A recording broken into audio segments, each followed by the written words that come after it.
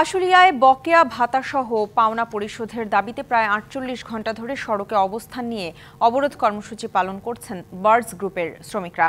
এছাড়া শিল্পাঞ্চলে আজ অধিকাংশ পোশাক কারখানা চালু রয়েছে। সকাল থেকেই খোলা কারখানাগুলোতে শ্রমিকদের যথাসময়ে কাজে যোগ দিতে দেখা যায়। সোমবার সকাল থেকে বাইপাইলের বুড়ির বাজার এলাকার লে অফ থাকা বার্ডস গ্রুপের শ্রমিকরা তাদের পাওনা পরিশোধের দাবিতে নবীনগর চন্দ্রা সড়ক অবরোধ করে রেখেছেন।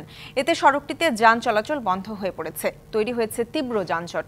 শ্রমিকরা জানান, গেল ২৮শে আগস্ট আশুলিয়ার বার্ডস গ্রুপের ৪টি কারখানা লে অফ ঘোষণা করা হয়।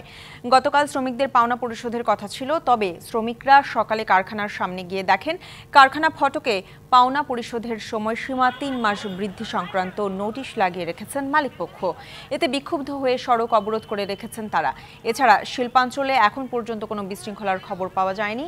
সার্বিক পরিস্থিতি স্বাভাবিক রাখতে আইনশৃঙ্খলা বাহিনীর বাড়তি নজরদারি রয়েছে।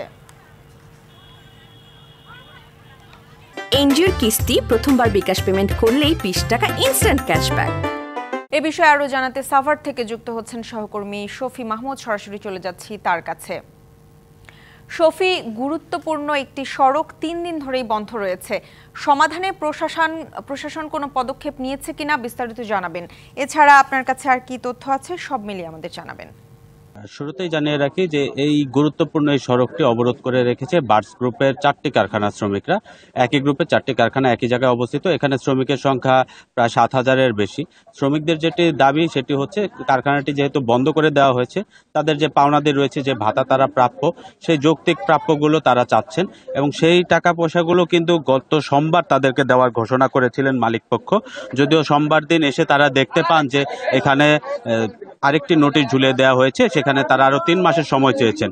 তো এতে কিন্তু এই শ্রমিকরা তাদের পাওনাদি নিয়ে কিছুটা বিক্ষুব্ধ হয়ে পড়ে এবং পরবর্তীতে তারা সোমবার থেকেই এই সড়কটি অবরোধ করে রাখে।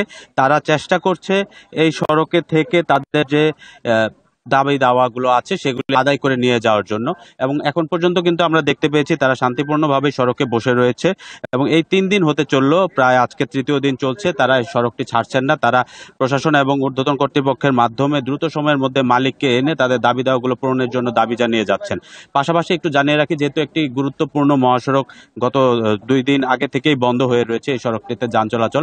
এই নবীনগর চন্দ্রা সড়কের যানজট কিন্তু ছড়িয়েছে ঢাকা আরিচা মহাসড়ক হয়েও, এবং এই যানজটের কারণে কিন্তু এখানে আসলে বিভিন্ন পণ্যবাহী গাড়ি সহ অন্যান্য যাত্রীবাহী পরিবহন সেগুলো আটকা পড়েছে। তো সব দিক মিলিয়ে আমরা প্রশাসনের সাথে কথা বলার চেষ্টা করেছি। পুলিশ প্রশাসন থেকে বলছে যে তারা আসলে চেয়েছিলেন শ্রমিকদেরকে বুঝিয়ে সড়ক থেকে সরিয়ে দিতে, কিন্তু শ্রমিকরা তাদের দাবিতে অটল। তারা তাদের প্রাপ্য না পেয়ে সড়ক থেকে সরবেন না, এই মর্মে জানাচ্ছেন। এবং সেই কারণে পুলিশ প্রশাসনের পক্ষ থেকেও কিন্তু চেষ্টা করা হচ্ছে মালিকের সাথে যোগাযোগ করে দ্রুত সময়ের মধ্যে এই সংকটটি নিরসনের জন্য। তো এখন পর্যন্ত এই ছিল সর্বশেষ পরিস্থিতি। জি শফি, আপনাকে ধন্যবাদ।